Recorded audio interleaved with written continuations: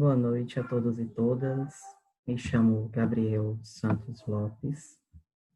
Sou discente do 10º semestre do curso de Fisioterapia da Universidade Estadual do Sudoeste da Bahia, UESB, e venho apresentar o trabalho construído por mim e meus colegas Poliana Souza Lapa, Gerlan Santana de Souza, Roberta Barros de Miranda e Marivasley Nunes de Sarreis, intitulado Desigualdades Sociais em Saúde frente às abordagens de Bauman e Dalrymple, reflexões sobre a rigidez pós-moderna. Para começar, irei falar um pouco sobre a questão por que falar de desigualdade social em saúde. Bem, a ciência da saúde cada vez mais tem se aproximado das ciências sociais para analisar realidades que são comuns a ambas esferas do conhecimento. Em diz examinar após uma análise em que ela faz dos estudos publicados no Brasil e que viu essa realidade. Ciências sociais estão entrando cada vez mais no âmbito das ciências da saúde. E diante das realidades estudadas pelas ciências da saúde e das ciências sociais, uma delas é a desigualdade social. Tanto a nível nacional, os estudos têm crescido, quanto a nível mundial. As desigualdades sociais, elas podem ocasionar efeitos diretos, que é no âmbito pessoal da pessoa, e efeitos indiretos, que é na esfera coletiva. Isso no que tange à saúde. E quando se avalia os efeitos indiretos, a gente percebe alterações nas estruturas político-econômica, na coesão social, na cultura e no comportamento. Esses efeitos todos podem ocasionar o quê? Alterações na saúde das pessoas, mesmo que não haja uma diminuição da renda.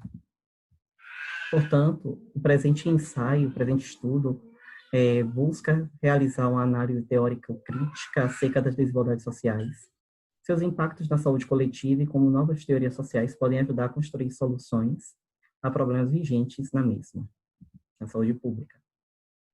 Trata-se, portanto, de um ensaio crítico-reflexivo, cuja primeira etapa constituiu-se de uma revisão de literatura acerca da temática da desigualdade social e da desigualdade em saúde. E a segunda etapa foi uma análise crítica da temática, baseada no pensamento destes dois teóricos, Bauman e Dalrymple. Mas falando um pouco do conceito de desigualdade social, bem, Rousseau, que foi um dos primeiros teóricos a estudar esse tema, diz o seguinte: existem basicamente dois tipos de desigualdade. Uma que é natural, sendo, portanto, imutável, as diferenças de corpo, de cor, de gênero e outras questões, e outra que é política moral, que é mutável. E esta última decorre das relações de poder na sociedade, das estruturas da sociedade. Relacionando já com o tema desigualdade em saúde. A desigualdade em saúde, tal como a desigualdade social, se refere às diferenças entre indivíduos e grupos. E estas diferenças elas podem ser injustas a partir das esferas de poder exercidas na sociedade. Isso a gente chama de iniquidade em saúde, segundo Arcaia Subramanian e Barreto.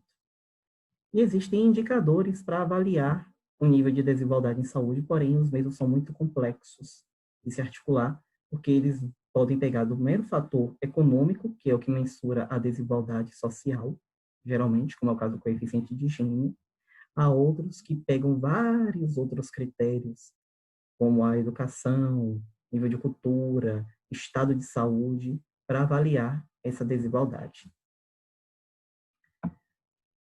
Partindo agora para os dois teóricos, eu vou fazer uma pequena explanação de quem eles são. Um se chama Zygmunt Bauman, talvez bem conhecido da maioria, e o outro é Theodor Dalrymple, talvez não tão conhecido de muitos, mas vem sendo estudado cada vez mais, principalmente pelos filósofos e políticos.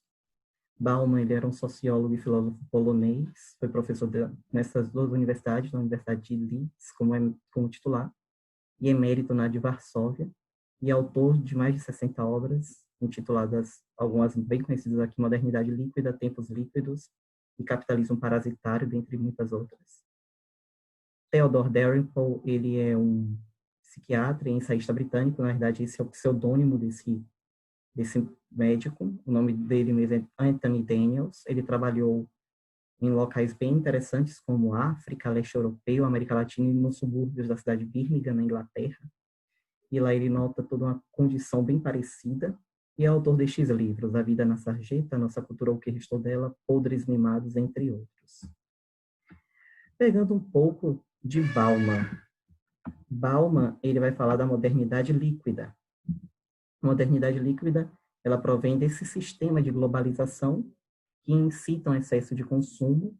Esse excesso de consumo leva o ser humano a se comportar ele próprio como mercadoria, porque ele tem que se vender para que o outro o aceite. Isso gera uma dissolução das relações sociais, promovendo o que ele conceitua de vida e sociedade líquidas. O mesmo fiz aqui para Dalrymple. Dalrymple ele vai estudar o fenômeno do que ele chama underclass, em que o excesso de assistência social e estatal gera ressentimento, porque inibe o desenvolvimento de muitos, porque a assistência é mal posta, é mal colocada, é mal feita. Isso gera uma crise moral, essa crise moral incita à violência, o que favorece a alguns, que são os que violentam, e desfavorece aos outros, os que são violentados. E eles propõem a seguinte solução: Bauman, redistribuição de renda para minimizar as mazelas sociais, o que melhoraria os indicadores de saúde. Isto independe se o Estado possui um nível de assistência ou não, estatal mesmo, que é o caso da Suécia e do Japão. A Suécia é extremamente estatal e o Japão não, mas que conseguiram fazer essa redistribuição de renda. E Dalrymple, ele diz que o excesso de assistência social gera uma assistência de baixa qualidade. Isto gera uma manutenção das más condições, mesmo que o poder de compra seja significante. E aí são as duas obras que eles relatam isso.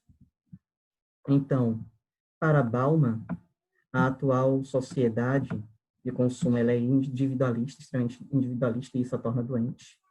Dalrymple diz que, apesar do pensamento liberal dele no que tange a economia, é necessário investir na educação de qualidade para diminuir essa questão cultural do individualismo e minimizar também as desigualdades, por gerar novas oportunidades para aqueles que estão na pobreza, para aqueles que estão em situação de risco. E essa ideia se coaduna com o fato do capital cultural interferir tanto ou até mais do que o capital econômico nas desigualdades, como afirma Santos, citado por Ferreira e Latorre, em 2012. Mas é importante a gente se debruçar um pouco no quesito da assistência brasileira. O Estado brasileiro, ele tem um bem-estar social, que é de elevada segmentação e de salários controlados, bem elevados, mas centrados em uma única classe, que são servidores. E isso gera o quê? Essa elevada segmentação gera desarticulação entre os trabalhadores e uma burocracia pouco autônoma, porque ela é totalmente baseada no Estado. E o fato do salário ser muito concentrado e elevado em um certo setor e não ocorrer uma redistribuição equitativa, e até por causa que muitos dos investimentos acabam redundando em pagamento de salário, gera uma contribuição do Estado significativa para manter a desigualdade social. Isso são dados do IPEA. Então, o Brasil é um país que ele tem a política de bem-estar social, mediante políticas públicas. Essas políticas, muitas delas são da saúde, inclusive, são políticas de saúde, porém, ainda se nota uma grande prevalência de desigualdade social, e isto é alicerçado, de certa forma, no tipo de Estado promovido, do Estado social promovido, do welfare state, né, em inglês, e que há uma necessidade de mudar esse tipo de política. Então, as desigualdades sociais, para finalizar, elas são fenômenos complexos que transcendem a esfera econômica. As visões de Bauman e de Dalrymple, apesar de serem díspares, elas se complementam, principalmente no que tange a buscar soluções na educação e na redistribuição para aqueles que realmente necessitam, e anotar a necessidade de aprimorar a política de bem-estar social do Brasil, buscando minimizar as desigualdades. Bauman ele reafirma que a realidade individualista fomenta o poder de consumo excessivo, tanto quanto o poder de consumo excessivo quanto a má assistência, né, tem levado a uma normalização, normose das questões de desigualdade, e que faz necessária a construção de políticas capazes de abarcar ambas as realidades tratadas pelos dois pensadores. Estas são as minhas referências. Muito obrigado. E podem entrar em contato para tirar dúvidas ou qualquer outra questão referente ao tema.